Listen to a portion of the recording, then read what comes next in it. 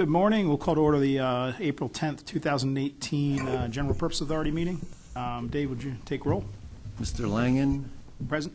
Mr. Donahue. Here. Mr. Dowd. Absent. Mr. Chavone. Here. Ms. Ferrero. Here. Mr. Pettibone. Here. Mr. Anthony. Here. Mr. Lucius. Here.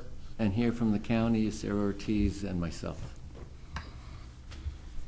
In your I'll first like to welcome Frank Pettibone and Paul Anthony Jr., new members to the GPA. Welcome, guys. Thank you. Approval of minutes. Minutes were emailed the other day. They were pretty extensive. I don't think I've ever seen 11 or 12 pages of minutes before.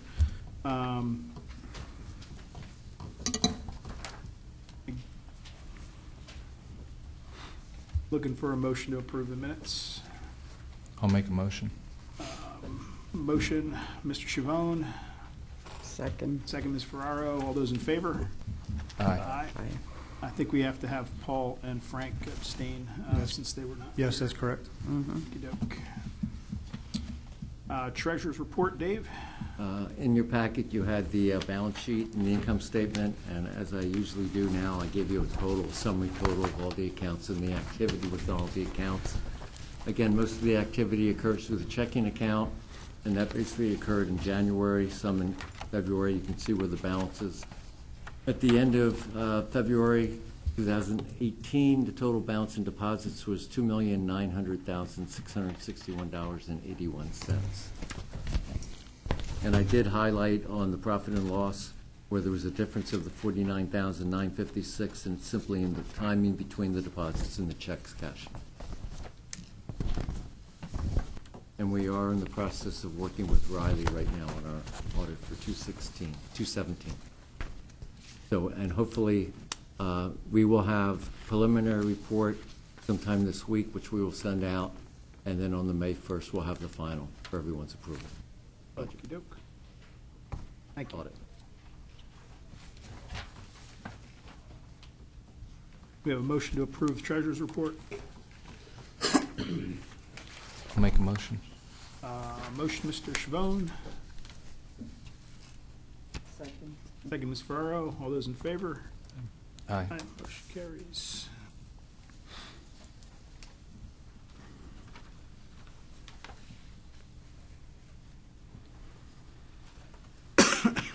Dave, you put together the invoices. The invoices, I'm sorry they weren't in your packet before they went out. I have them at your place. And you can see that we have 5 invoices for Norris McLaughlin, and we have 5 for Riley. Riley actually being for the audit and the work they did last year on the P3 program. And I believe I included bills for all of them. And Riley's get submitted to the county for That's reimbursement. that's the question that I have right now, because relative to the P3 and the work that they're doing, nothing has been submitted to the county for reimbursement on the P3 project. Yeah, the outside services should be, though. Okay. Okay. I'll actually work with Debbie and have her give us a separate billing on that. Okay. Good.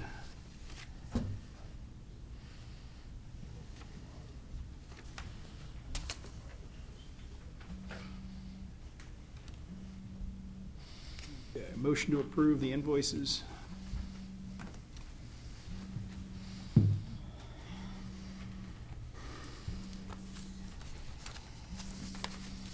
I'll make a motion.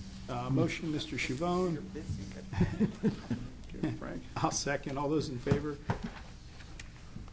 Aye. Aye. And also in your packet is the invoices that were paid through February 28th. I do have one request. It's not on the agenda, but it's relative to banking services. I'd like to send out an RFP for banking services that hasn't been done in probably 2 or 3 years, and send it around to a number of the banks to see whether or not we can get increased rates above our probably 25, 50, and 75 basis points. Oh, good. If everyone's okay with that. And I hope to have that for next meeting. Okay. Results. Super.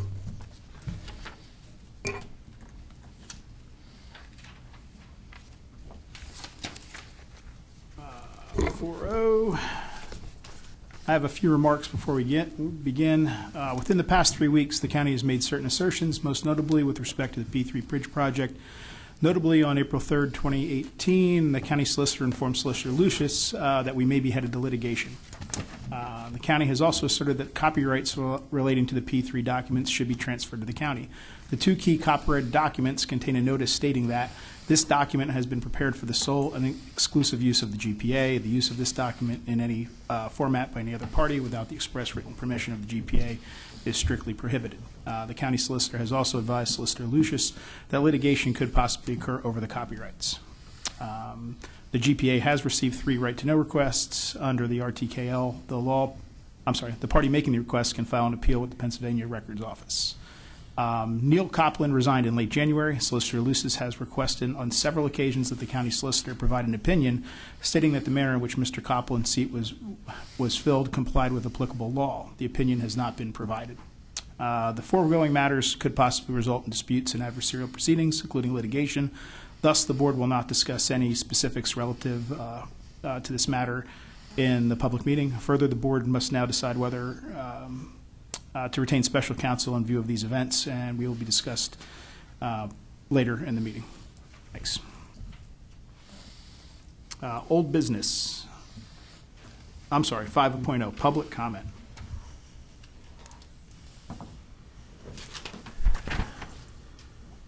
Jeff Fox.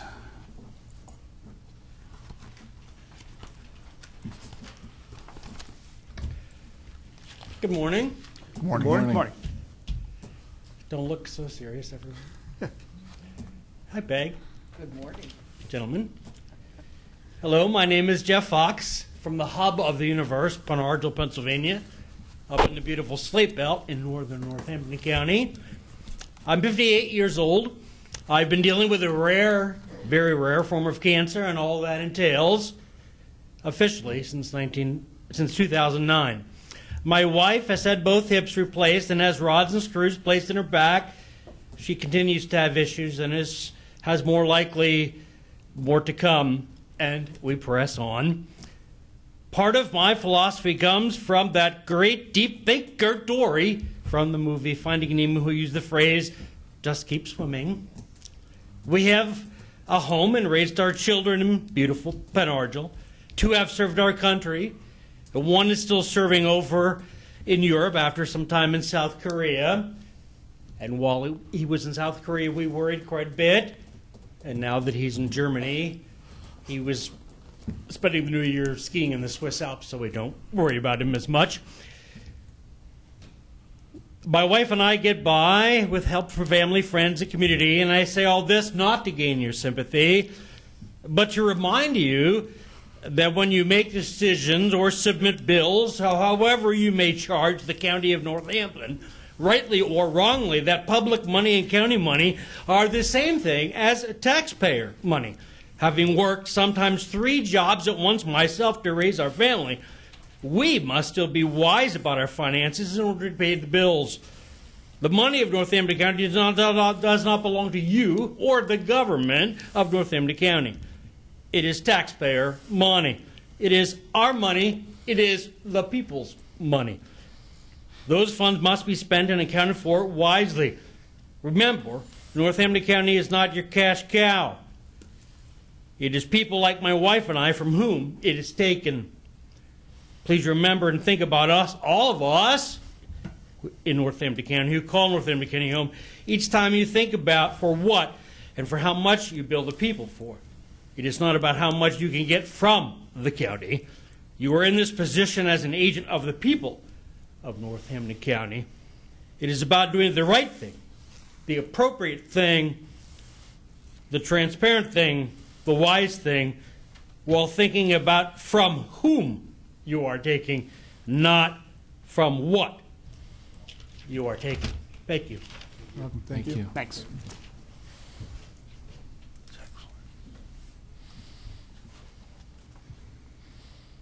Bernie O'Hare.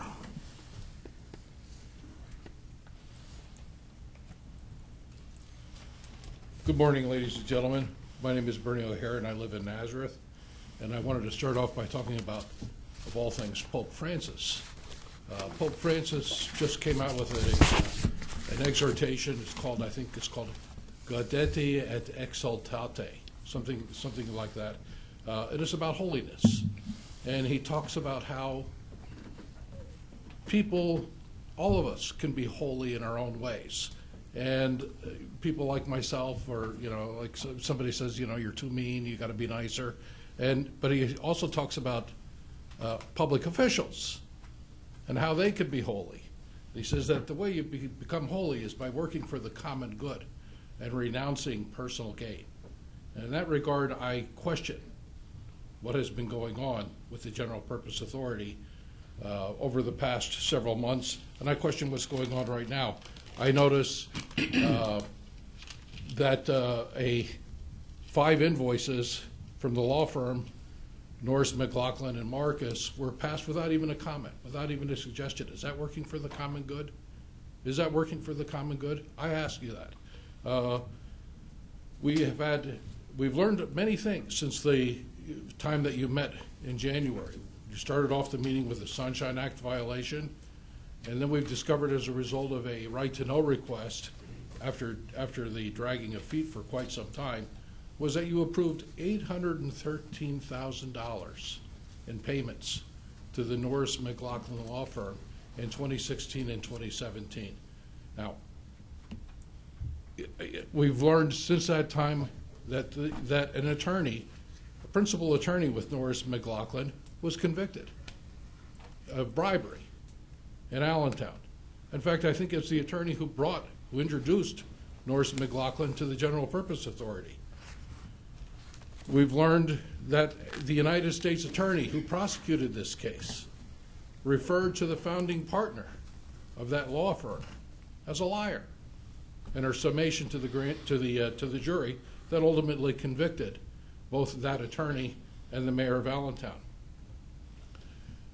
I believe that you need to get a new lawyer.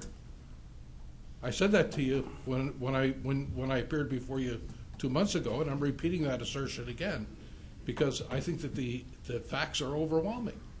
I mean, it's ridiculous that you would pay that kind of money to that law firm, and especially a law firm that in my opinion, has its reputation is tarnished, and it tarnishes your reputation. Even if that firm is the best firm in the world, your reputation is being tarnished by your continued association with that law firm. You need to drop them. That's it. Thank you.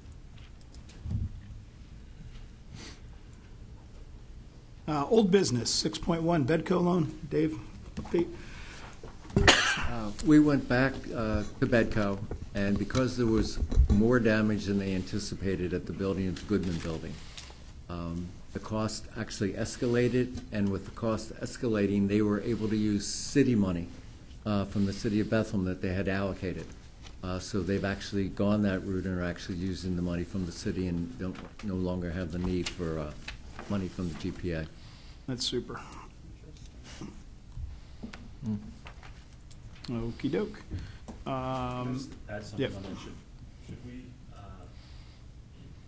formally withdraw the earlier approval Yeah. based on the fact that the funds are no longer needed in the event they are?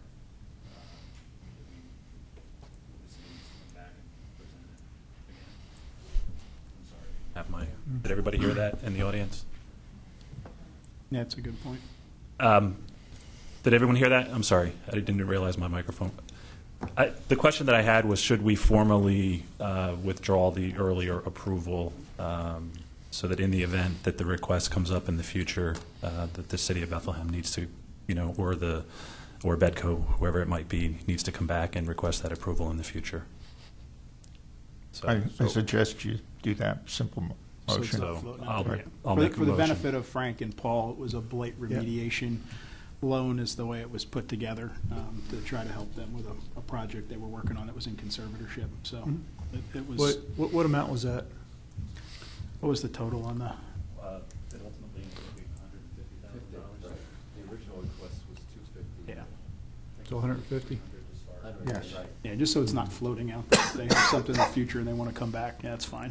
If you want to make a motion to do that. I will make a motion that we withdraw the earlier approval of that loan request. Second. All those in favor? Aye. Okay. 6.2, board vacancy, Neil Copland. Frank Pittibone was presented by the county executive to council and approved for our board. We simply had a question 2 months ago, and I spoke with Frank before the meeting. Frank is a longtime Easton guy. I'm an Easton guy. He served our school board very well, helped us with some budgetary issues, and kept our sports programs alive when there were certain things that were going to be cut years ago. Appreciate all the work he's done. We simply had asked the county executive and council to provide a legal opinion because there was some discrepancy as to what was being done, and since that time we have not received anything. So we welcome Frank. We're going to work this out. I just wanted to let everybody know that we still are not in receipt of either of the things we asked for from both county council and the county executive. So I'm sorry. Okay. To that end, both. We're not Okay. doing courtesy the floor right now. Very well. Mr. Chabon sits at the seat here in the same manner of which Mr. Excuse me. Chabon has been added. Thank you. But welcome, Frank, and we'll figure this out. Hopefully they'll be able to do the paperwork that they're supposed to be doing. Okay. Sean, just so Sean, everyone knows that. Yeah, just clarity. So Frank is appointed to the board and paperwork's not completed? When you're saying appointed to the board, a recommendation was made from the county executive to council. They approved him, Yes. but it's a question as to who appoints that specific vacancy. Your vacancy was filled in a different manner. That's And we correct. brought this up 2 months ago. All we wanted was for things to be done in the proper order. And we have not received a legal opinion from either the solicitor for the county or from county council. But we have our legal opinion from our solicitor, the GPA Yes, solicitor. which deviated from theirs, and we brought this up at the meeting. I met face-to-face with Mr. Dertinger and Ken Kraft afterwards, who said, yep, we'll work together, we'll get this worked out. That didn't happen at all. So I'm just letting you guys know as board Yeah, I members. just Again, wanna understand. Frank, there's no issue with you as a person. I believe you've done great for the other areas you've worked, and hopefully things will be fine here. I'm just letting you know that we wanted to avoid any issues, and we're still waiting on a legal opinion from both of those entities. That's all I'm saying. So that's, those are the facts. Mr. Chairman, one question. Yep. You said that you spoke to Mr. Dertinger and someone else who said they'll take care of it. Yeah, Ken Kraft, directly Ken after the Kraft. directly after the meeting. Mr. Dertinger approached, he has some papers in his hand. Is it possible that he has what you're looking for? Can we take that minute to hear it, and maybe we can put this to bed? I received a correspondence yesterday from the Houston County Solicitor stating that the law speaks for itself. That's the opinion.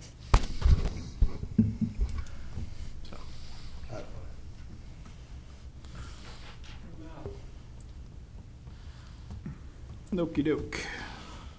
Thank you. Mr. Chairman. Do you have an opinion from council?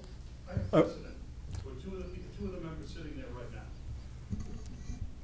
That this has gone on in the past. It has been accepted in the past, but now for some reason or another, we're finding new and exciting ways to not accept a nomination. Mr. Chabon was actually. We're not going to do a 3-hour meeting today, and it's not going to generate I think in the I've last. been very brief in every time I've addressed you. If she could put that in a legal opinion and give it to us, that would be great. Well, You're she- coming and saying, here, I have precedent.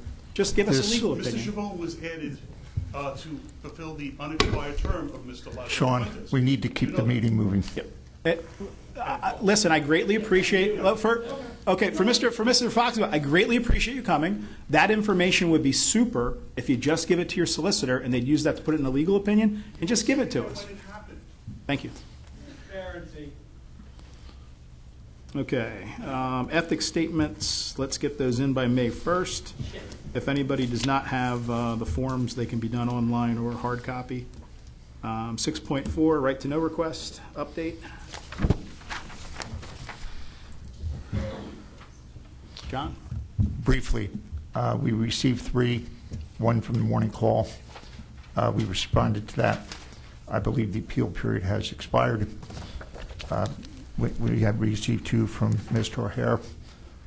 We're still in the process of completing our responses to those. And I will have a further comment about the right to know law request later on in connection with retention of special counsel. Okey-doke. New business, 7.1, St. Luke's. St. Luke's is looking to do a bond issue. Part of it's a remarket of what they did in December, and they're also looking for additional money. The total is not to exceed $150 million, and Lichtenwalder is here. Dave, last night that was increased to $200 million. Okay, I believe in Tom. not to exceed $200 million. There you go. Tom, do you want to bring the board up to date? Excuse me, Dave. Yes. Am I missing a packet from St. Luke's, or is there not one? There's not one in. Not one in. No. Good morning, Tom Lichtenwalder, Chief Financial Officer at St. Luke's, and I'm here to gain your approval for some additional financing to expand St. Luke's and continue our mission. As Dave mentioned, back in December, I was here to ask for approval, which the county did approve, for borrowings up to $150 million. We went out and did a bridge loan because of the potential legislation. If you recall, ultimately that legislation didn't get approved, but we did do a $100 million bridge loan. We'd like to refinance that into a long-term bond issue and, as Dave mentioned, increase the scope and amount of that borrowing. Our plan would be to go to the bond market in May for the additional borrowings and the refinancing. Proceeds are to be used for the expansion of the Anderson campus on Freemansburg Avenue. We're at capacity. The expansion would increase our acute care beds and also allow us to put in an OB maternity unit to better serve the patients in Northampton County. And most of the other proceeds will be used to build a replacement hospital in Quakertown for the Quakertown Hospital on land out in 663. That's the majority of the use of the proceeds.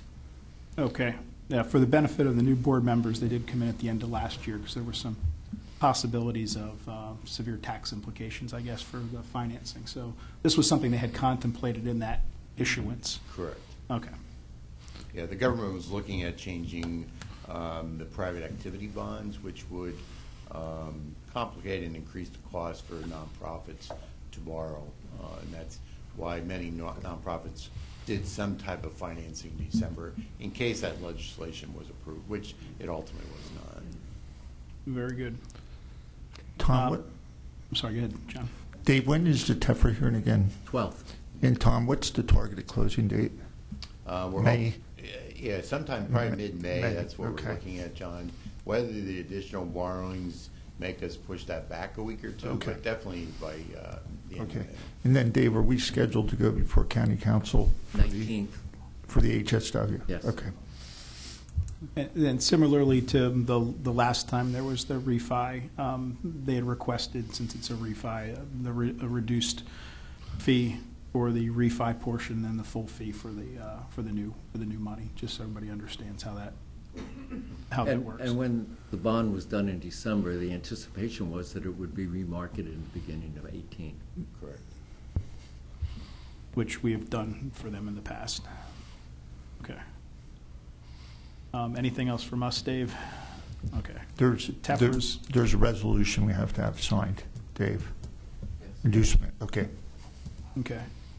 Do you want a motion to approve the inducement resolution? What would be the best protocol? I'd make a motion to approve the inducement resolution up to, what was it, $200 million? $200 million. Okay. I'll second that with pleasure. Seconded. All the, excuse me. All those in favor? Aye. Aye. Motion carries. Thank you. All right, thank you all. Yep. I appreciate your help. Good luck. Thank you. Yeah. 7.2 Safe Harbor. Somebody from Safe Harbor here today? Yes. Sarah Massaro. They're requesting $200,000 grant to kind of replace operating funds. They kind of had an emergency where their HVAC system went down, which was not budgeted for, which had a severe impact on their budget, which impacts a lot of their programs to help the homeless and a lot of other needed individuals. Do you want an update on that? So we did have our HVAC system go down early summer last year. So we went most of the summer in our shelter. We have 38 residents, and we went most of the summer without air conditioning while we tried to figure out where that funding was going to come from. We did get approval from our board to go ahead and just have the entire system replaced, which upon inspection is what was needed. We needed to have heat for our residents and for the emergency warming center that we run for homeless individuals in emergency winter weather. So we did go ahead and we had the HVAC system replaced. The total cost of the project was $33,819. We had $25,000 budgeted for capital improvements for that year, and it left us 20 under what we needed.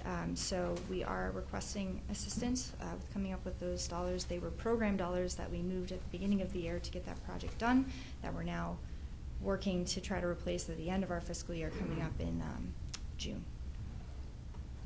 Any questions?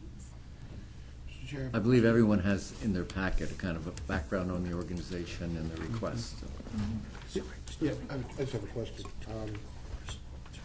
Being the service that Safe Harbor provides, and especially your warming shelter, Yeah.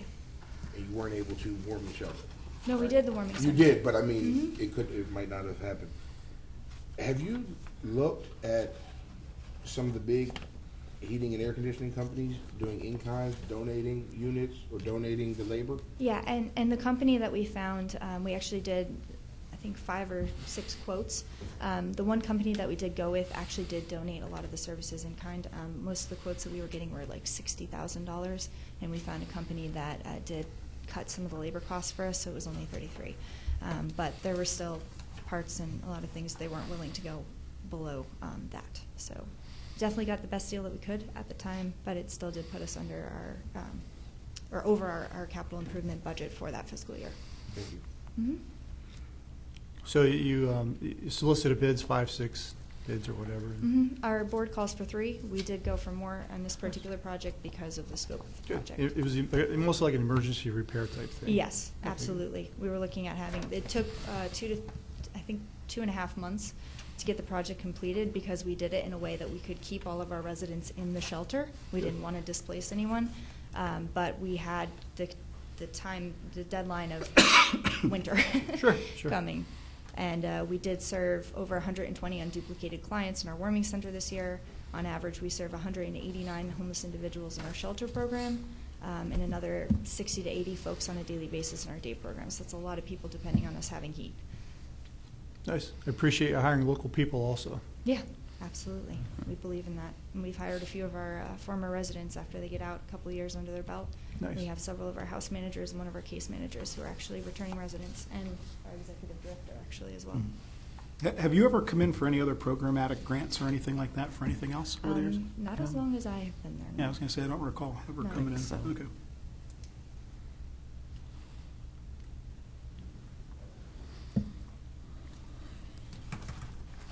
And you were taking money from your program dollars to We put into basically, repairs? took program dollars from the end of the year and used them for the HVAC, and now we're coming up on the end of our fiscal year and looking at that hole, Yeah. so to speak.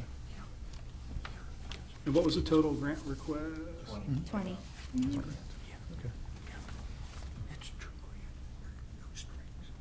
Do you have any shortfalls anywhere else at the end of the year here that you're filling gaps? Not at the moment. Really, we're hoping to replace those program dollars. We want to end the year in good standing. We are hoping to expand in some way in the future. So our board's definitely looking at possibilities for that. So it's important for us to finish up the year strong, so we can look at those options in the future. Okay. We've helped other organizations similarly in terms of the order of magnitude.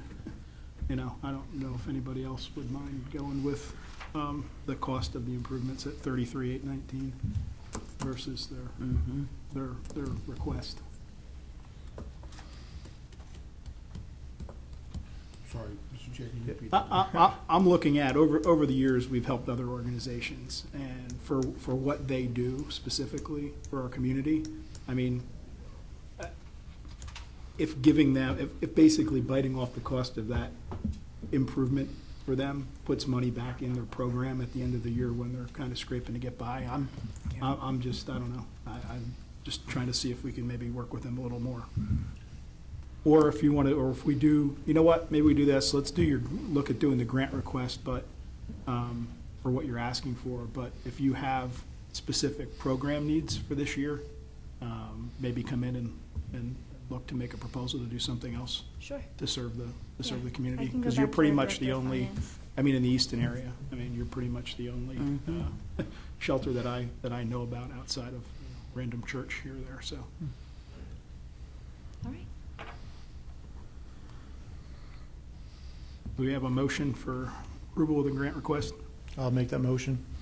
We're doing the motion on 20. 20,000, yes. Yeah, but what I'm thinking is, I mean, again, looking at who they are, what they do, here's the thing, take a step back, a lot of the organization on the community side, one, don't know we exist and don't know that we're kind of here to fill some gaps sometimes. Now, the State Theater came in with, roof repairs and some things that were gonna really do damage to the building years ago. We're not looking to, say, do more of that, but from the community side, I think shelters, more low-income housing, there's some segments we could be helping more with.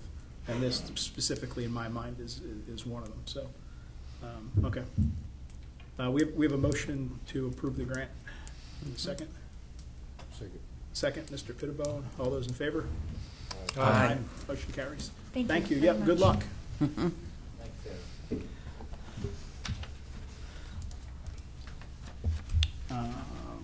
7.3, Godfrey Daniels. We're going from heating to air conditioning. Heating to air. There we go. I don't know how many people are familiar with Godfrey Daniels. It's been here since 1976. David, could you talk into your mic I'm a sorry. little bit more? I had another birthday yesterday, and my ears. You're catching up to me. Ears need a little help. One more click. I need one more click on the old hearing aids. Godfrey Daniels, which has been in the south side of Bethlehem since 1976. It's a listening club. It's probably the third oldest listening club in America. They do a phenomenal job. It's all volunteer-based. They had a situation where their air conditioning broke down. They did some fundraising, but they had a shortfall. So they're here to request for $6,000 to cover that shortfall and do other work around the needs for the organization relative to the installation of the air conditioning. Ramona Labar is here. Kind of give an overview.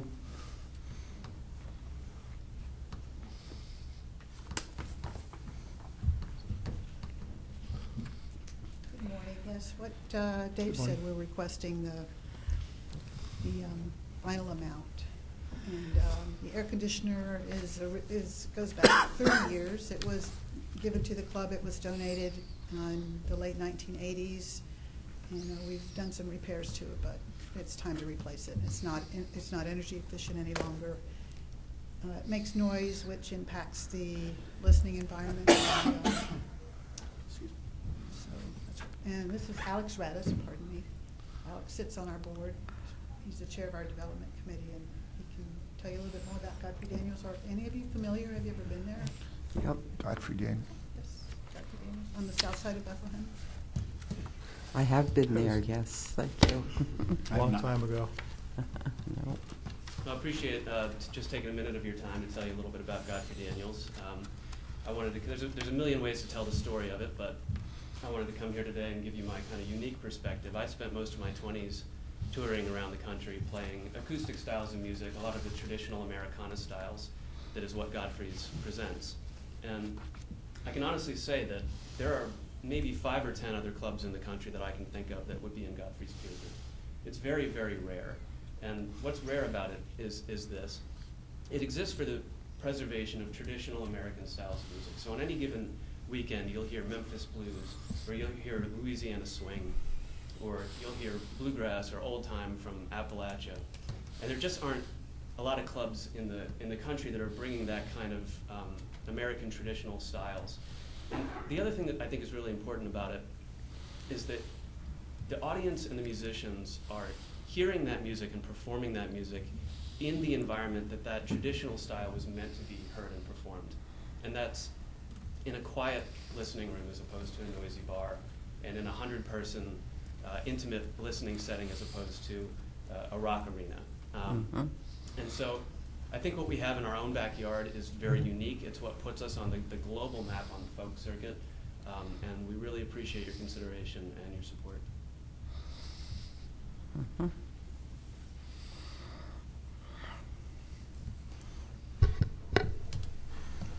I know it's hard to remember why we need air conditioning given the current weather, but if you can imagine for me actually wanting to have air conditioning. You're going to be good through July at this rate, right? Never checked your website. Do you have your schedule on it, the upcoming events? We do, yeah. I have to.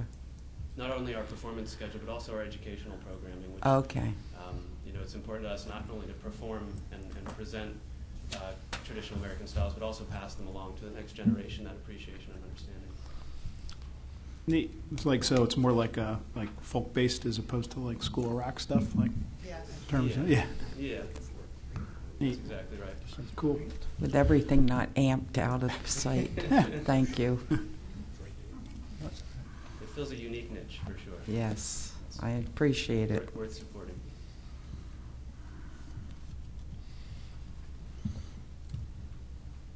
Do we have a motion? I'll make a motion for Godfrey Daniels. Thank you. Motion by Peg. I'll second. Second, Mr. Chavon. All those in favor? Aye. Aye. Very good. Thank you. Also, development. You're on the development committee, like long-term planning, that kind of stuff. You're looking at building improvements. Dave would be the person to talk to as far as the loan programs. I mean, like low interest loan programs. So that might be something to start looking at. You know, down the road to get ahead of. Yep. Very good. Yep. Thank you. You're welcome. Rising Tide.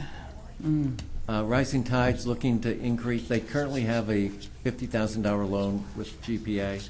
They're looking to increase that by $300,000 to kind of build up their loan pool. Okay. They've had an awful lot of activity. Chris Hudak is here, kind of give an update. The R50 was annual, or the one that was one time that we put it in, like what, 2 or 3 years ago? It's a loan that has a maturity. Yeah. Okay. But What was the they pay date? It's 1% interest and it's paid once a year. Okay. I'm sorry, Sean, how much was that? Prior? Currently, there's 50. 50, okay. And then they're requesting $300,000 more. Yeah, there's a $50,000 commitment. It looks like it matures in 2020, so I think it was a 5-year note. Right. Yeah, and this is something, Paul, that rising tides come in. I mean, how many years have we been? Well, I'm going to think it's about like 4.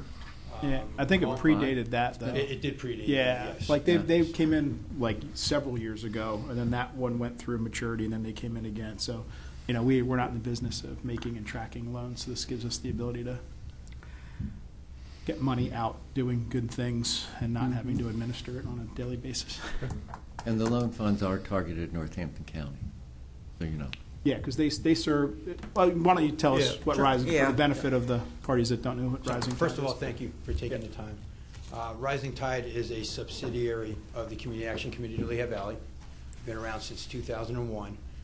We are certified by the Treasury as a community development financial institution. We do now serve a 5-county area, and Northampton County being one of those areas. Okay. As Dave said, we're here before you now seeking additional funds because we've seen a dramatic uptick in requests for our services. And our services are restricted to those who cannot get financing from a traditional source. So if you are bankable, we will not work with you. We will get you to your bank. Okay.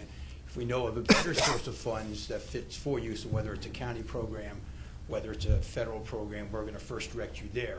Okay. But for those that cannot get help anywhere else, that's what the Rising Tide is here for.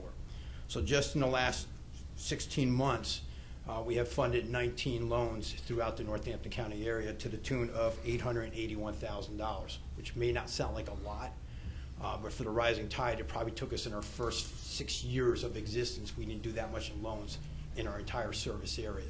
Okay. Our funding comes from, if we can apply for funding from the Treasury, which is highly competitive. We can borrow funds from the Treasury.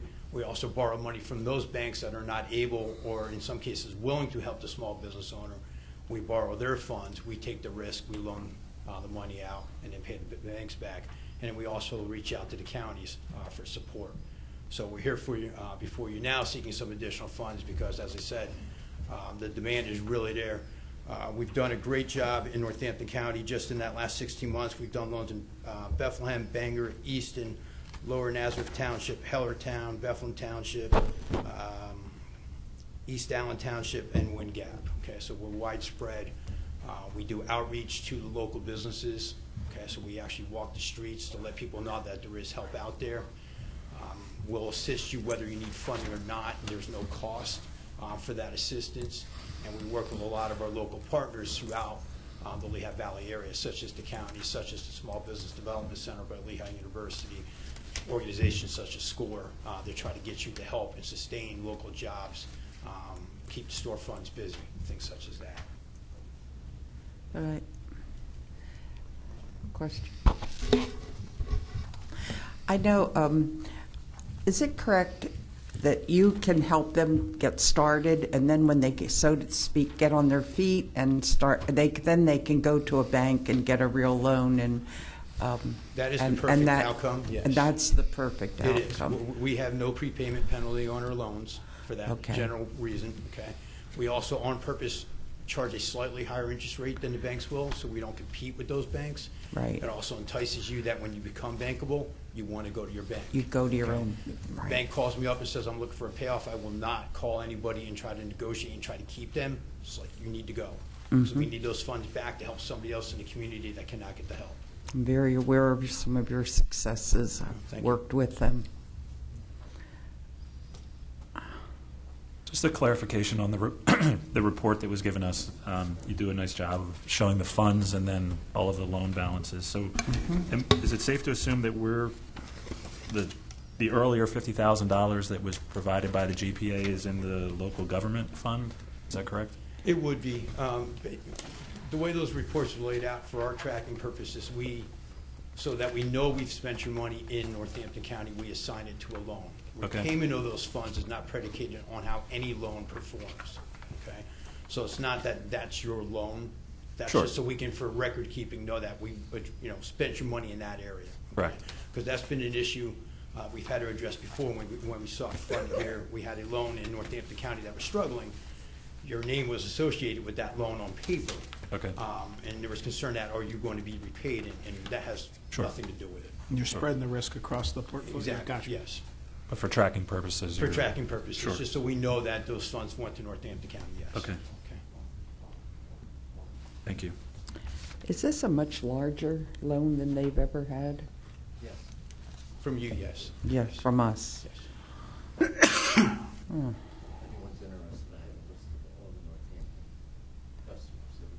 I can't hear you, Dave. If anyone's interested, I have a list of the customers in Northampton County that have gotten loans through Rising Tide.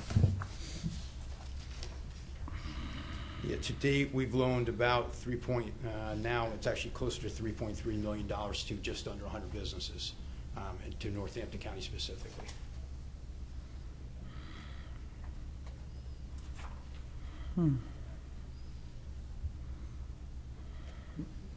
Do you happen to know what type of, I hate to use the word, but the default rate you have, or maybe the better way of asking the question is what's your success rate with the loans that you provide? We've loaned out close to $6.5 million in total.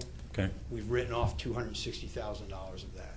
Okay. And these are all to businesses that the banks have said no to in the past. Okay. So whether it's because they don't have a credit score that the bank's looking for, credit issues, lack of collateral, the fact that it's a startup, maybe the industry, the dollar amount, sometimes it's too small for a bank to be interested in it. So they're all higher risk, but we've lost about $260,000 of that $6.5 million. And again, that's since 2001? 2001, yes. Okay, thank you. And I'm sorry, who makes your loan decisions? You have a loan committee?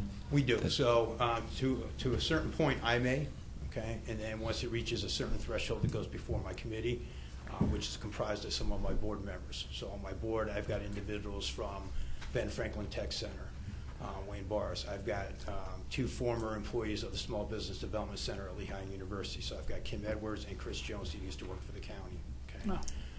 I have some entrepreneurs, such as Tom Stein from this Bethlehem. Sally Hanlon is a small business consultant, if anybody's familiar with her. So we've a professor from Lehigh University that heads up their microenterprise program. So we've got a well-rounded and deeply versed board.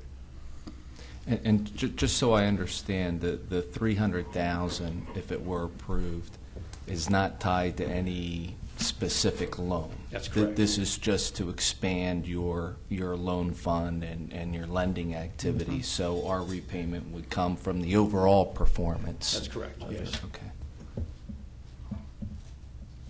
Dave, from your side, what would be the applicable recommendation in terms of, not amount-wise, but what bucket, so to speak? I would take it out of CIPP loan funds. Okay. And I would recommend taking the 50 and combining it in with the 300 to make the overall and make it one note at 350. Okay. For the benefit of our new board members, we have money in a loan fund that is and has been sitting for a while. That's not going out into the community and basically helping businesses. So we have money to place that's not doing anything that's set aside really for that purpose. So that's this seems like a large request, but in fact it's there's money available to do something like this, and instead of our money sitting. So it's a question of order of magnitude, and well, we want to continue to support Rising Tide. So. Okay, so the CIPP. Okay.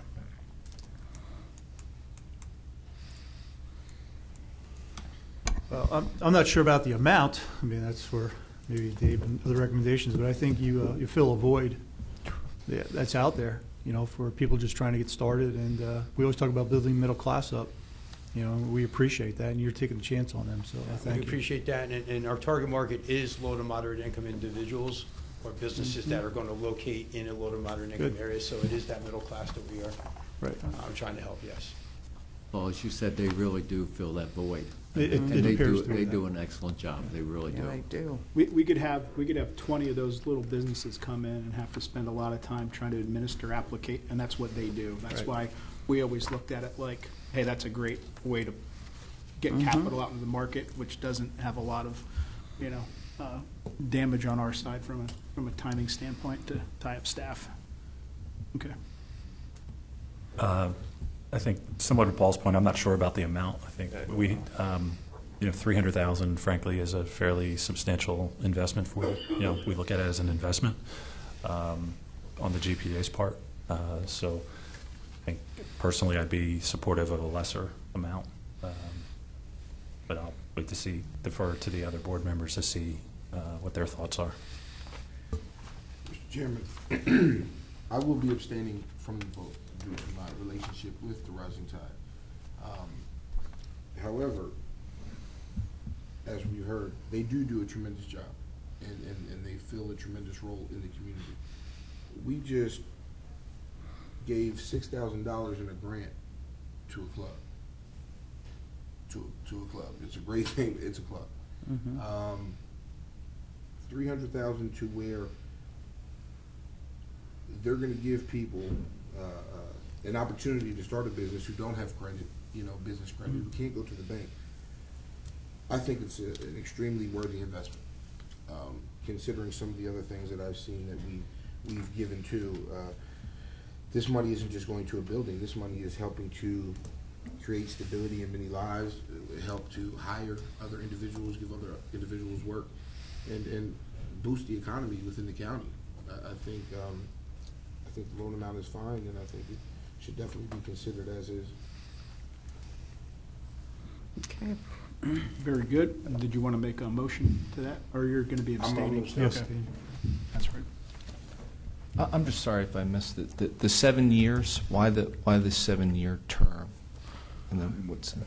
That's just our typical vehicle. Okay, so the loans from the bank they're normally 7 years. How it got to be that way, I wish I could have an answer for you. Maybe it's the lucky number 7, I don't know. Okay, but that's just what our normal loans are. Okay. So, I mean, there's certainly your discretion, and it's just the number we picked. Can I offer something?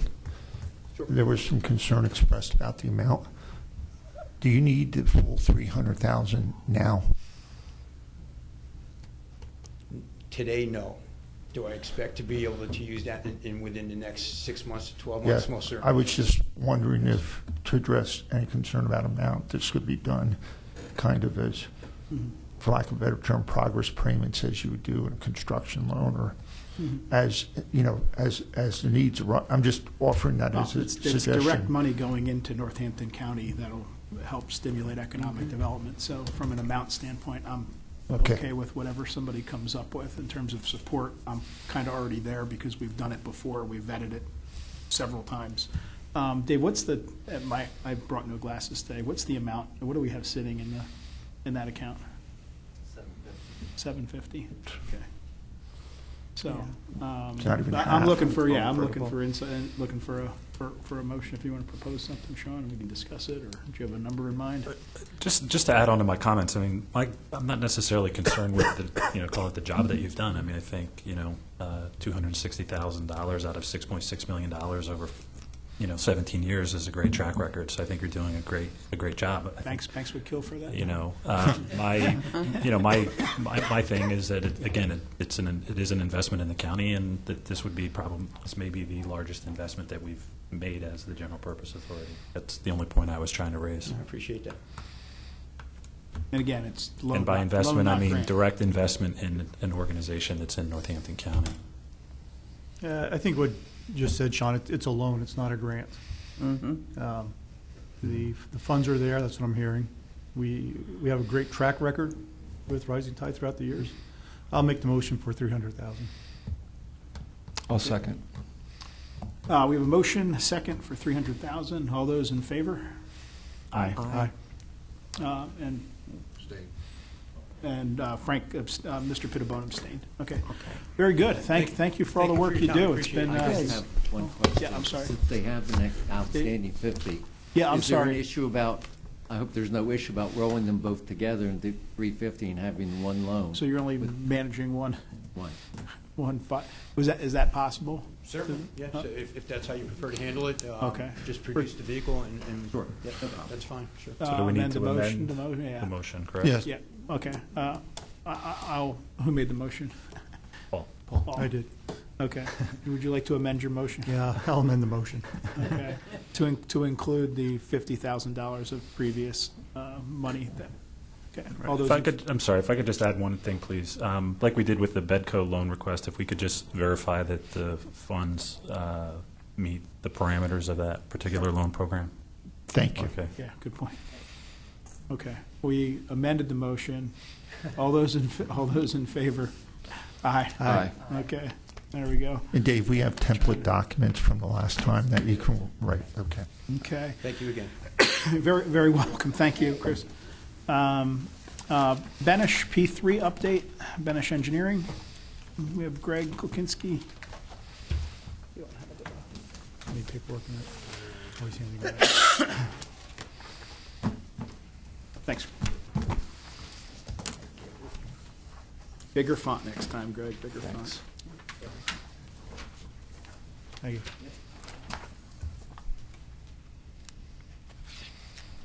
Good morning, everybody. Just want to provide you a quick update on the P3 project. You'll see I gave you a status update that I gave at the last meeting. So I won't go through all the bullet items. You can go and see how each item is doing. I'll give you a short little summary.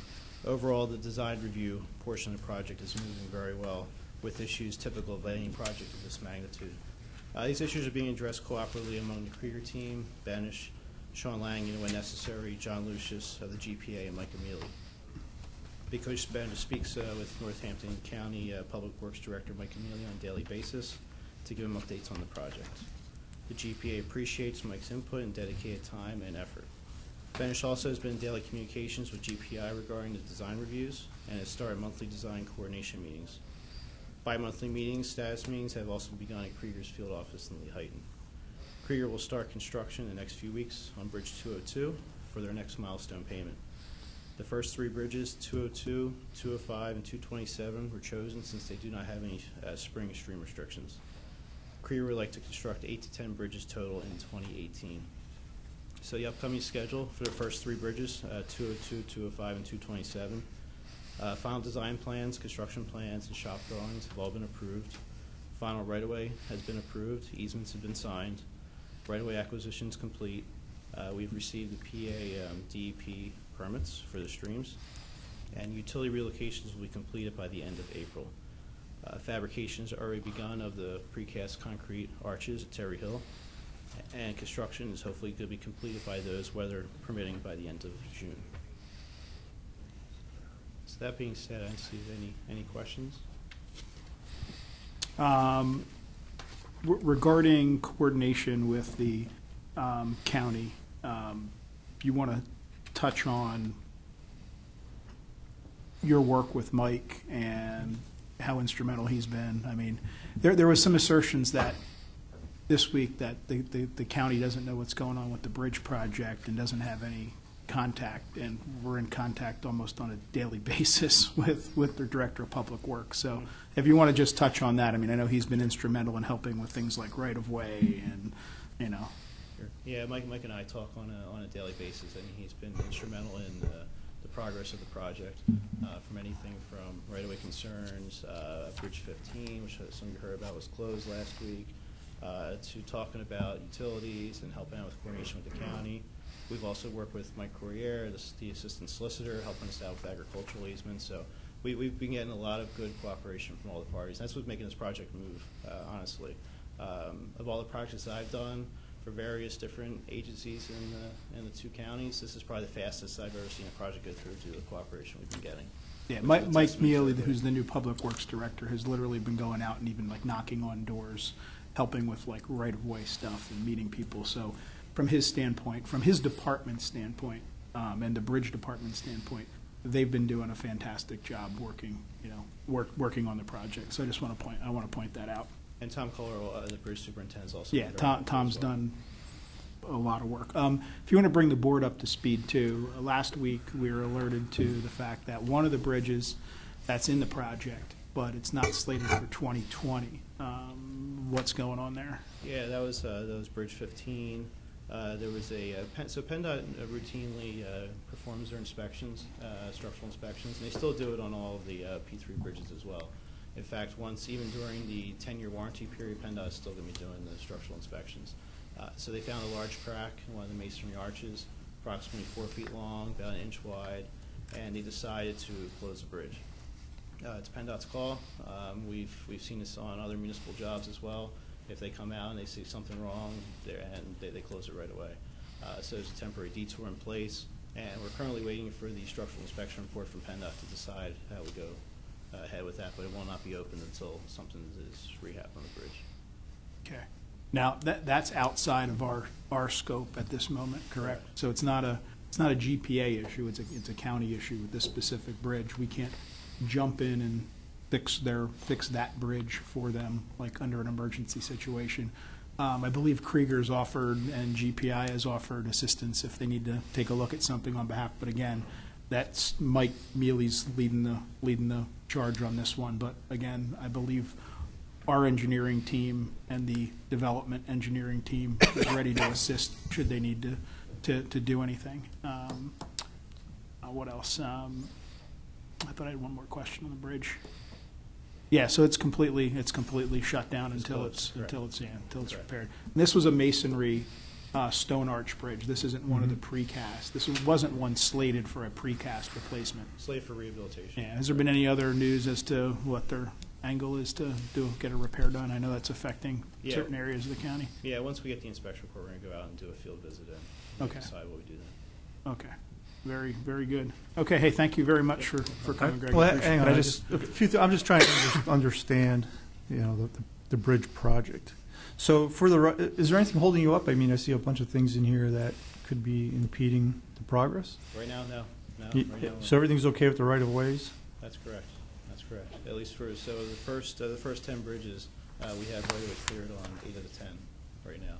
8 out of 10? Yep, 2 of them, bridges 143 and bridges 202. There's agricultural conservation easements, and they're the ones I'm working with Mike Courier to clear. He's going to be presenting a resolution to the county council for a condemnation on those, and that's just per state law. That's how it is. We've already gotten clearances from the homeowners, at least on one of the bridges. That's a friendly condemnation, Paul, through this. It's a conservation easement that the state has. Yeah, just looking for any hold up there. Okay. So No, oh, good.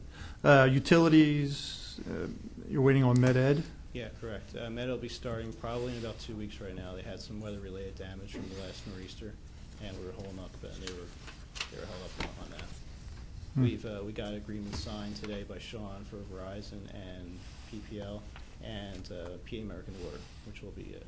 So the deal with the PA American Water is they're paying Krieger to do the work, but they can't pay them directly, so they'll be paying it to the county, and the county will be paying it to Krieger.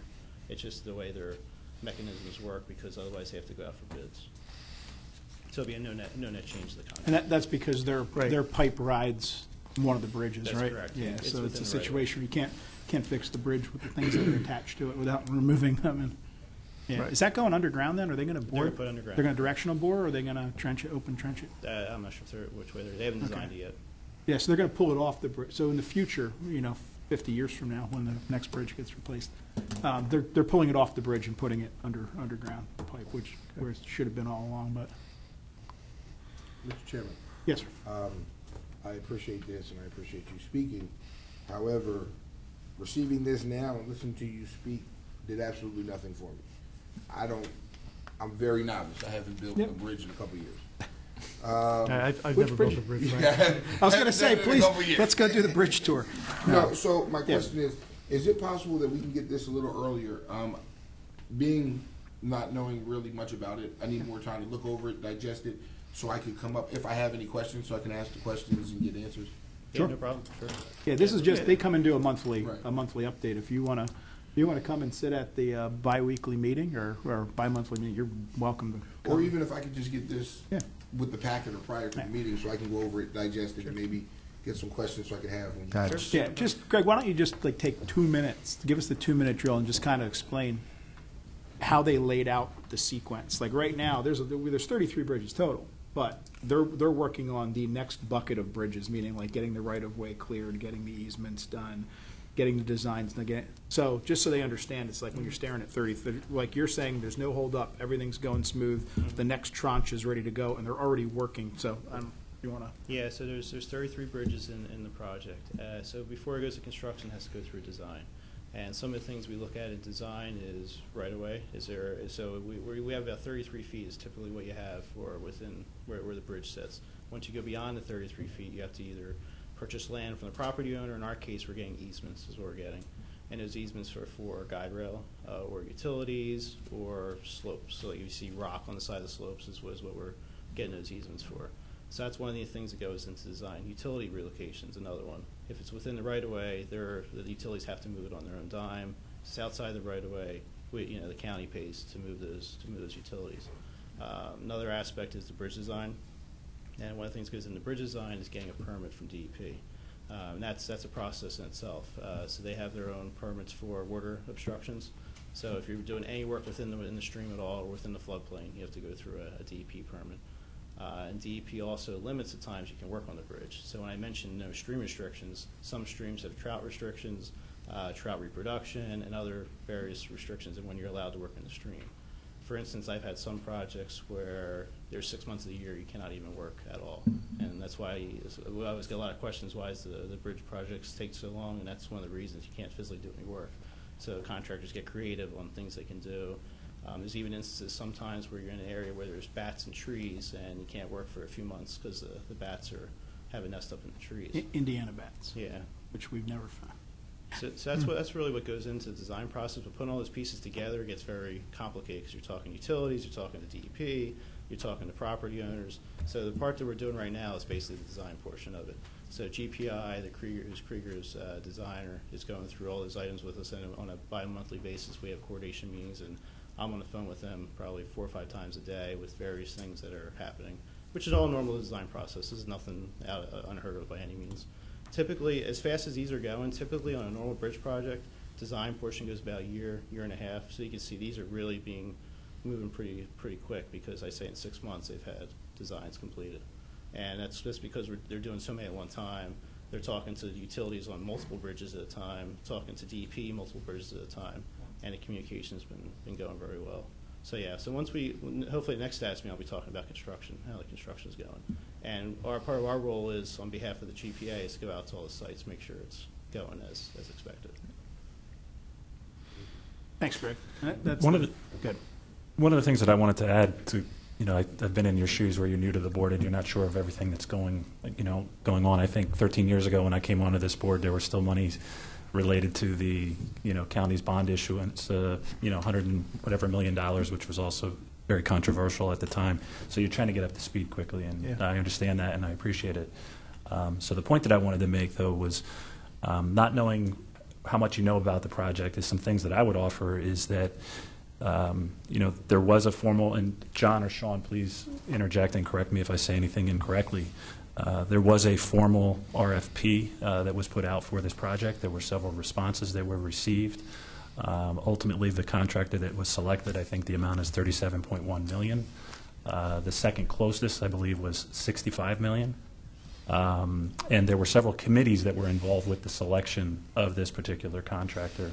I think there was a technical review committee. There were three committees. Three committees. I think there was a technical review committee. Technical, financial, and then the final selection committee. So second being the financial, and again, thirdly, the final selection. So this project was vetted by a number of financial professionals. I don't recall the number. Financial, there were 4 PennDOT engineers who volunteered their time on the technical committee side. Yeah. So as well as PennDOT.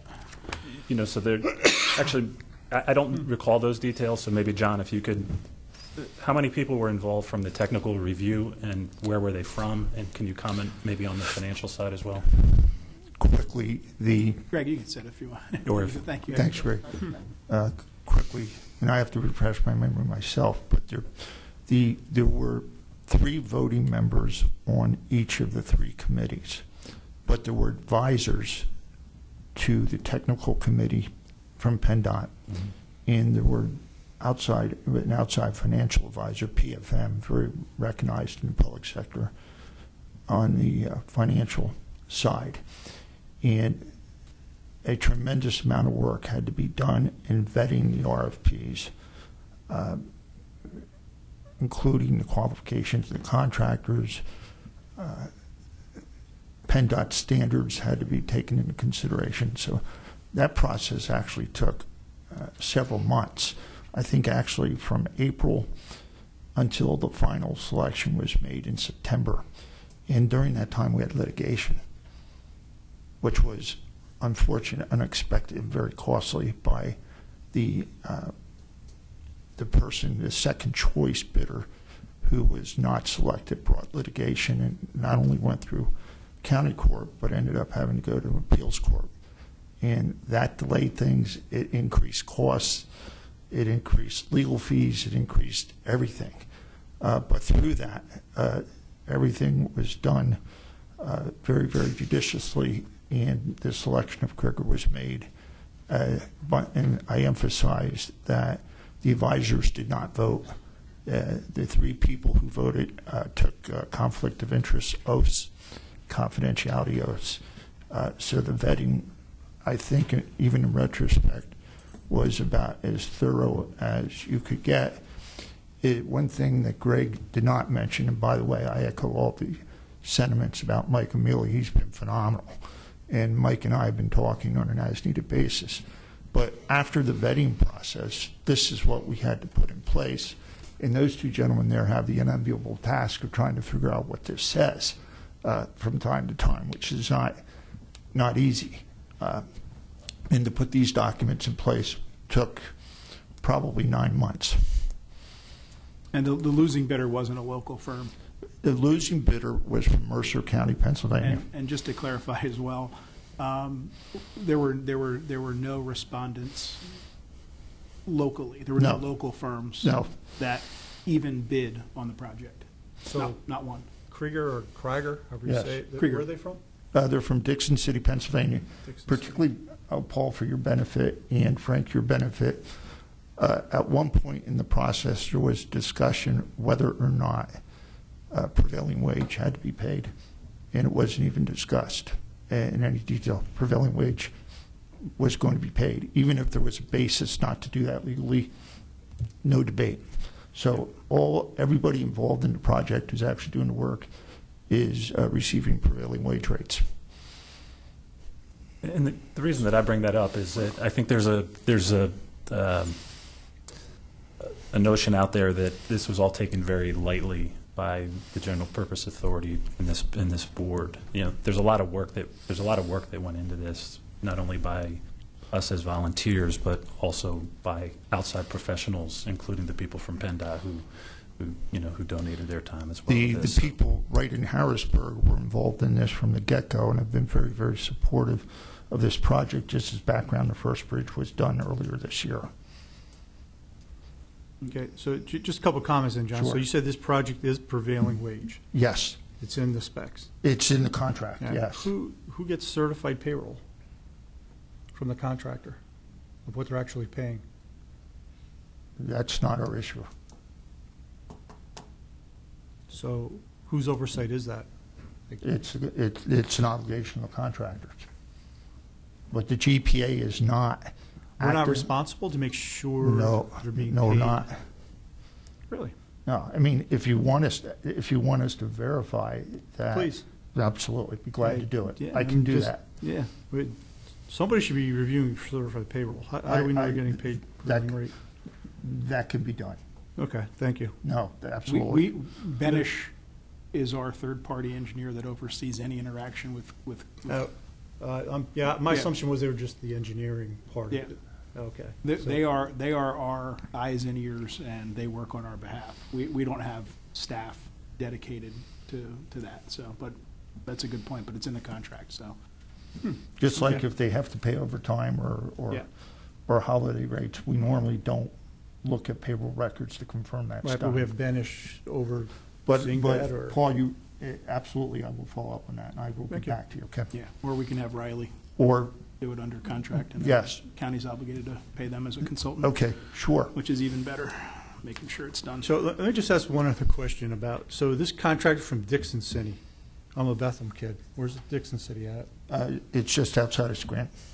Okay. So we also have that 80% local hiring law that's in there, for the Northampton County projects. Is that in place for this one also? I want to be careful in my comments, Paul, Sure. without being disrespectful. The project documents have extensive provisions concerning compliance with law on the part of the developer. The applicability of and I think what you're referring to is Article 13 of the County Code. I'm not positive. Okay. John, I'll have to- The applicability of that provision to this project is highly uncertain. In fact, the constitutionality of that provision is very much in doubt. And there has been federal case law to the effect that a residency requirement of that nature is in fact unconstitutional. Yeah. The easiest way to say this is we're covered the way our contract was written. We are. So if there's an issue that the county sees, then they can pursue that. So that wasn't written into the contract. Right. The best way to explain it is, as contracts are normally written, there are provisions which require a party to comply with all applicable federal, state, local laws. Mm-hmm. And typically, as a drafter of those agreements, I will not identify a specific laws because I end up going down a road where invariably I'm going to miss one. You have to attach 7,000 pages of documents. And actually, the compliance with applicable laws takes up about a third to half a page in these documents. A lot of time was spent. It's not only general laws, labor laws, but environmental laws and other laws, plus all of the PennDOT specs. And just as background, when I mentioned the constitutionality, and I don't want to get too much into legalities because this will be a segue into the next agenda item, but PennDOT had that requirement. in its contract or in its standards and had to remove it because it was declared unconstitutional. Okay, so it's unconstitutional. That's an open question, but it's Okay. Not a question for us. Yeah, it's not a question for us. Okay, it's in the contract. Or It's to the extent it would apply, it is covered in the contract. Understood. Correct. Okay, thank you. Can I go back and ask one question, please, on the report by Benesh, the update? So I think the way this is put together is that you're sort of looking at it sequentially in terms of what you do first. So the first thing you do is you look for the DEP permits. The second thing you might do is the construction, and thirdly is the right-of-way. And I realize that some of this is being done simultaneously. But I just want to make sure that I'm understanding. So where we are right now, there's 33 bridges in the project. One's been completed, and there's 8 to 10 that are expected to be completed in the year 2018. That's correct. So let's just say in the next 12 months, for argument's sake. Correct. And then there's an additional, so that would take us to April of 2019. There's then 3 years remaining under the project, correct? To get the final 22 bridges. So in 2 years, we'll have potentially a third of the 33 bridges completed with 3 years you have to complete? Correct. Okay, thank you. Yep. If anybody else has any other questions, you can always reach out to me via phone or email. I'm more than happy to discuss it with you. Sure, thank you. Yeah, John, you might want to get them the P3 guidance manual.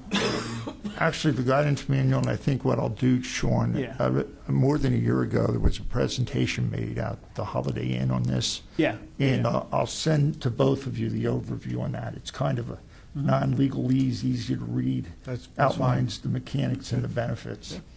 Yeah, did they do a different presentation at when they was awarded the award for the Lehigh Valley Planning Commission? It was the like Lehigh Valley project Planning of the year for Commission the really LVPC. Yeah, the LVPC gave this project an award of the year, but that wasn't really a presentation. Okay, It was kind of like that might have been a summary. it was. Okay.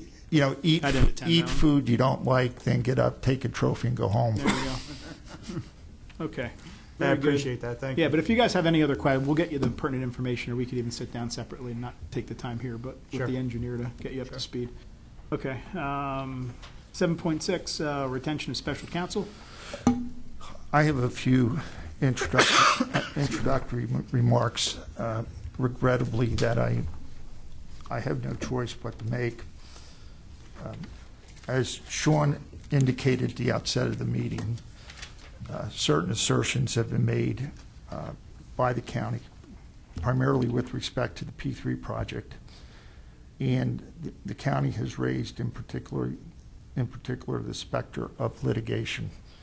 And I think Sean used the term, we may be, quote, headed to litigation. As a result, several things have occurred, and this really had its genesis going back to a couple of months ago. And I'm somewhat regret that I was not able to furnish all the information about this sooner, but I was working very, very carefully with respect to attorney-client privilege, and astonishingly yesterday, some of my worst fears came through.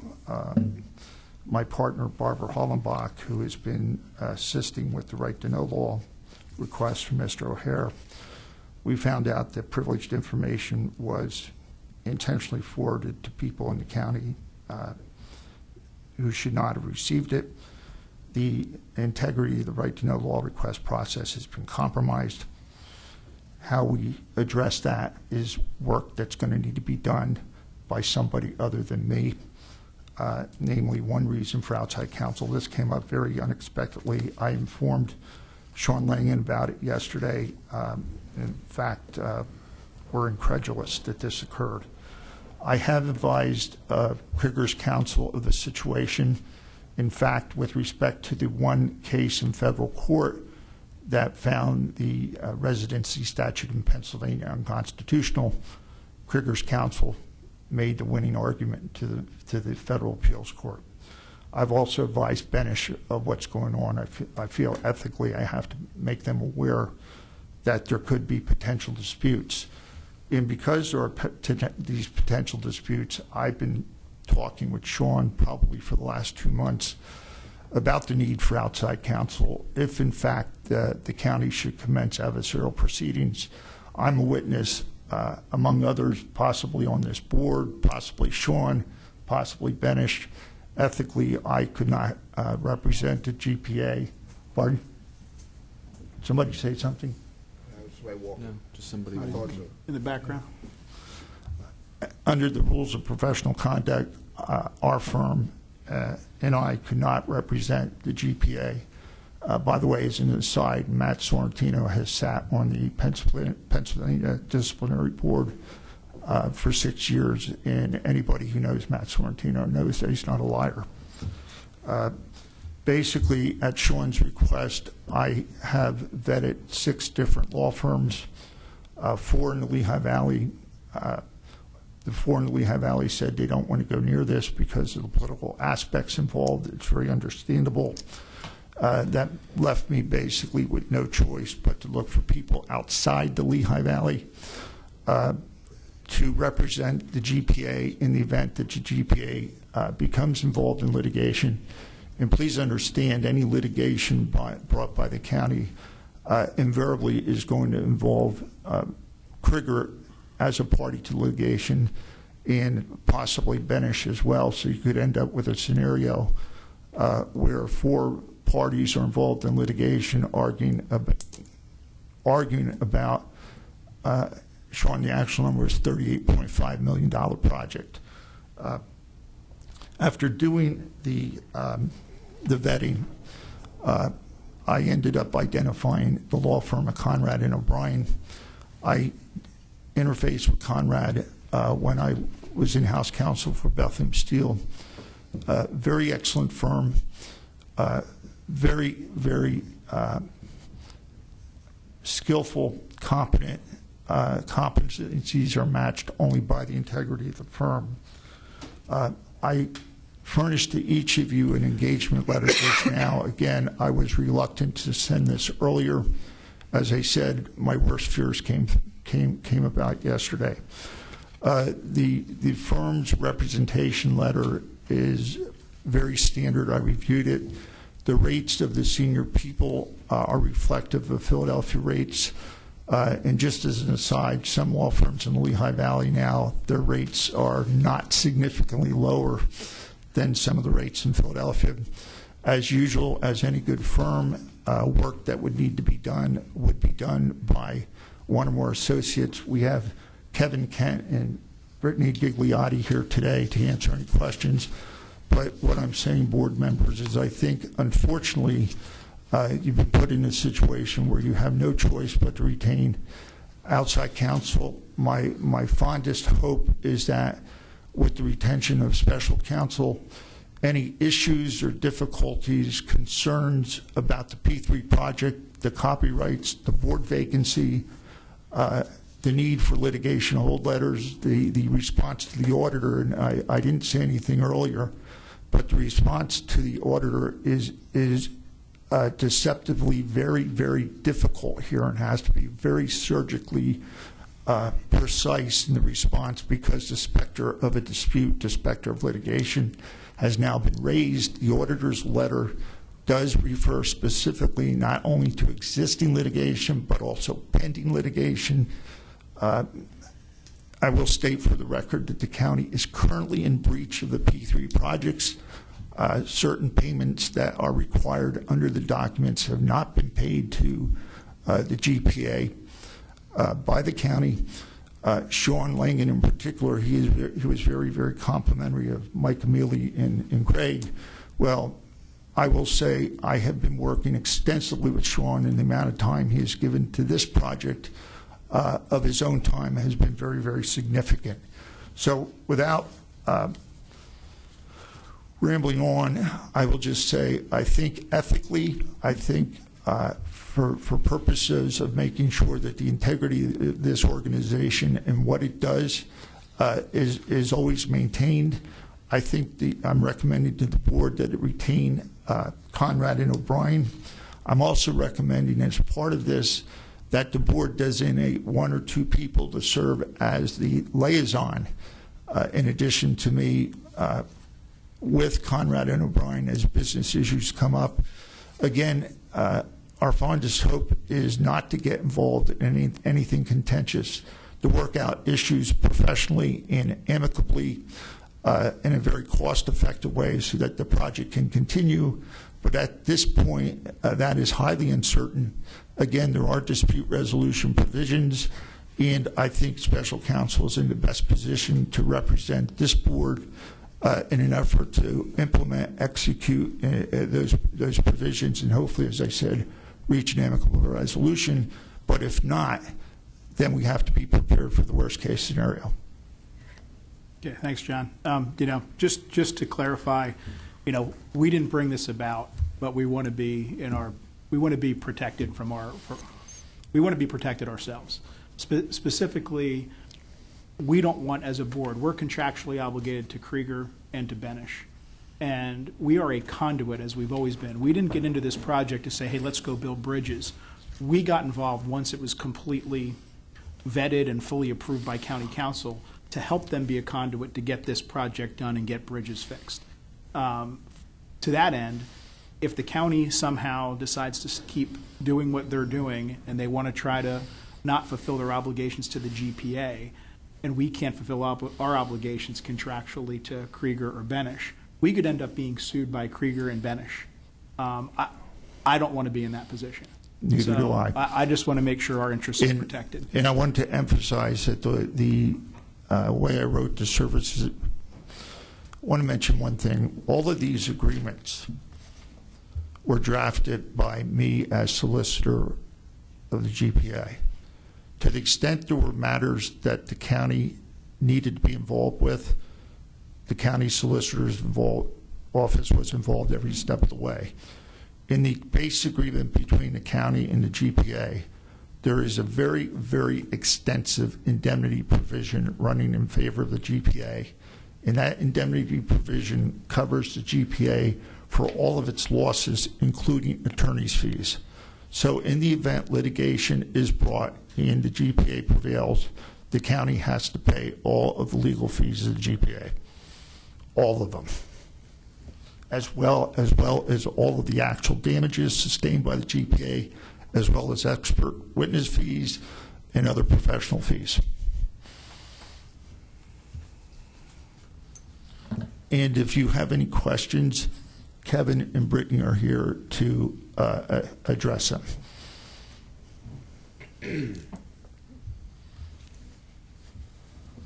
Thanks, John. Discussion? Mr. Chairman, I don't know if we could do a special meeting, another meeting or something. This is a lot to digest. I got the email yesterday, especially being new to the board. I need more conversation. I need more discussion. I'm completely in the dark. I see the numbers. I see the recommendations. All I know of this law firm is their rates. I don't know anything else. There's a lot more I need. There's no way I can make a decision today on it, and I'm hoping that if it could be tabled, if we can't wait till next month, I understand that. If we could have a special meeting in a week or two, I need more information. I need to understand exactly what is going on, and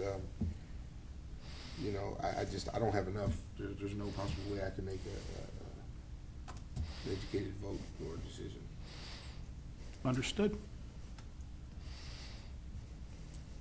I realize you're new, but we're being put in a position here, Mr. Pittibone, that we don't want to be in. And we can't. And that we need to protect ourselves. And we can't wait. Because ultimately, we're not driving this. So we have, just by virtue of, Frank, by virtue of what we discovered yesterday, in the way the right to know law request process was compromised, we have a big issue that is not going to be pleasant to deal with, but the GPA has been compromised very, very significantly, and we need to get special counsel involved right away. All I can tell you is that this organization was greatly compromised by what was done, what we discovered, and I have right here, the written documentation proving it.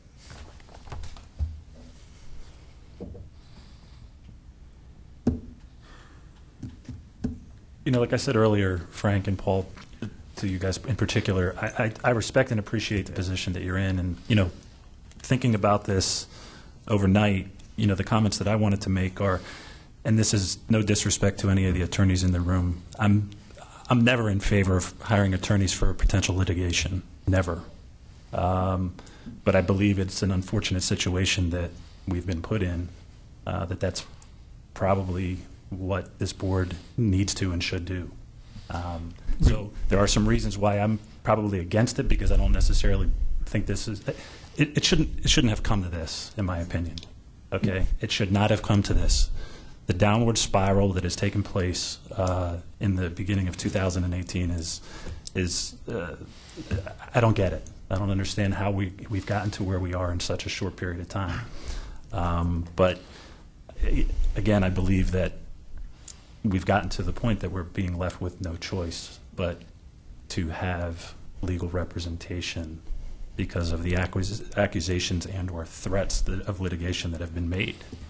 And I don't think that I think you're not. This is a this is all well. This is well documented, correct? This is. We may not spend any money. We may not spend any. The money we spend will ultimately come back from the county. But what we're not going to do is put our head in the sand and pretend this isn't going on and not protect the interests of the GPA. That's what we're here to do. The biggest or the most profound comment I can make, and some of you know this, I have spent a lot of time trying to figure out how to resolve this. I have offered multiple times to different board members to resign if I thought my being here was getting in the way. It's not. This isn't about one person. It's about a process that, as you, Sean, said, has spiraled downhill very quickly, respectfully, in my view, very unnecessarily.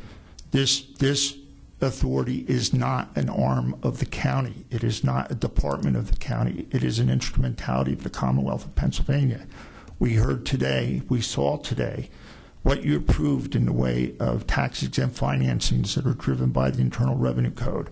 We saw low-interest loans. The integrity of the workings of this organization has to be sacrosanct.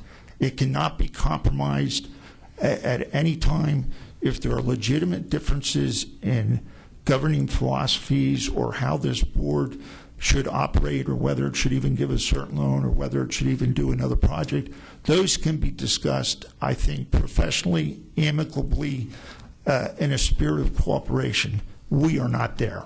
If the county truly wants to just end the project, go to the developer and just cut a deal. Sit down at the table, but don't play games with us. We were here as a conduit to help them get a project done.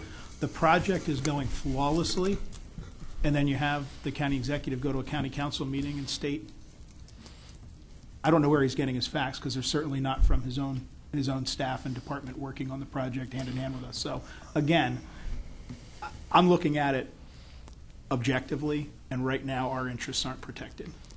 So my duty as a board member is to protect the interests of the GPA. As is my duty as a solicitor. This is I've had the good fortune of working as an attorney for 37 years. This is probably one of the most painful things I've ever had to do. And this is real simple stuff, and there's going to be more coming out quickly. So it'll. Right. So I agree with Frank that it's a lot to take on first meeting. Sure. Not understanding everything, but I also understand the urgency of bringing somebody on council. Just kind of concerned on the process that we didn't put an RFP out. I guess. No, for this you can't. Which you do not. You can't. Yeah. I mean, could you? Yes, but it will compromise completely. It compromises completely the whole process. I mean, there is a lot of privileged information here when you're talking about going to litigation. You'd end up having to put in the RFP confidential information that you just can't do. It would totally compromise this organization completely. Yeah, this isn't a cheapest This versus, isn't- versus best scenario. Yeah, The best. no, and this is not a case where you're looking for general legal services at a reduced rate. This is where you have to bring in a special advisor, and you can't do it via an RFP. I mean, ideally, I'd love to do it, but I would probably be derelict of my duties to GPA if I even entertain that seriously.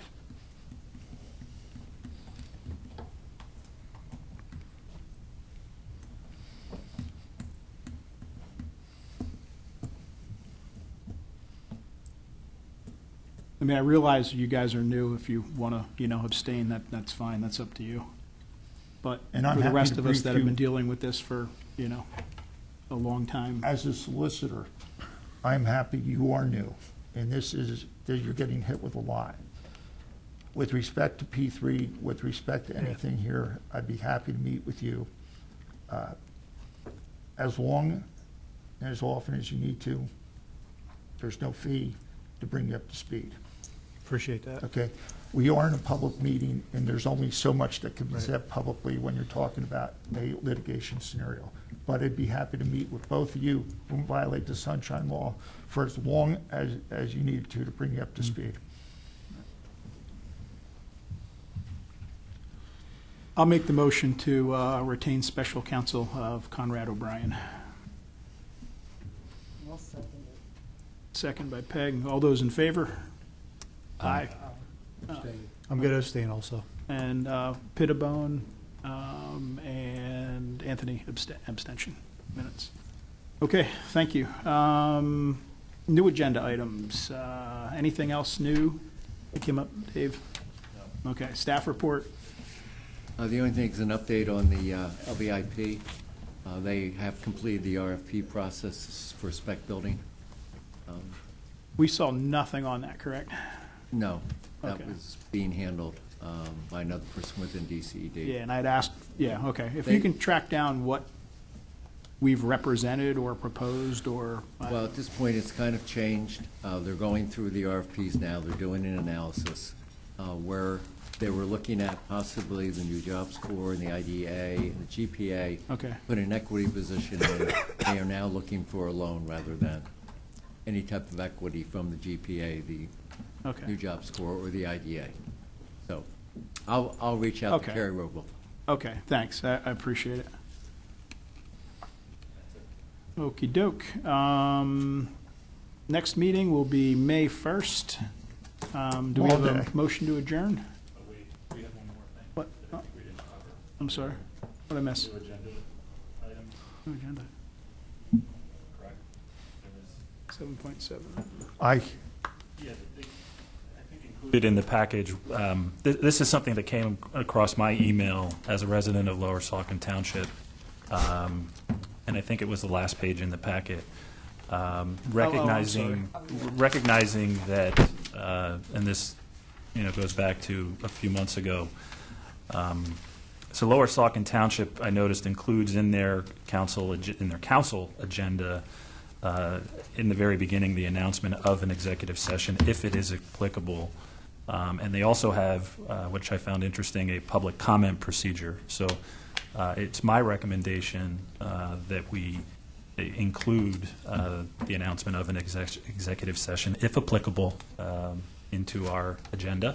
And I don't know that we have a public comment procedure, but we may want to create one and/or adopt one. Just to supplement what you said, the discussion we had about retention of counsel could have been handled in executive session. The better approach was to have it all out here. And also, the executive session we had in January tied into what I found out yesterday as an egregious violation of the right to know law process and how this organization was compromised and the party or parties involved.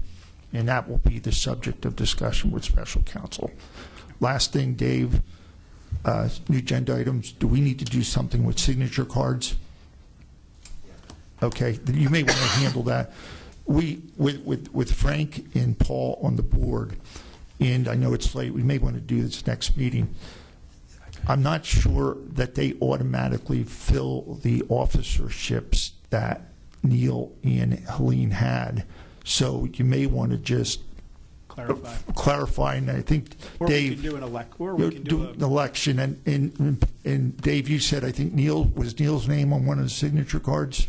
We have multiple people on signature cards that have to be removed. Right, and yeah. we have Okay. 2 people that So- have to be added. Everyone on the board is on the signature. Okay. Just so Paul and Frank know, in the event we need to get something signed, we have everybody on our signature cards. So if he has to get 2 signatures for something, Right. he can reach out and get 2. We don't do that, and well, we don't do that.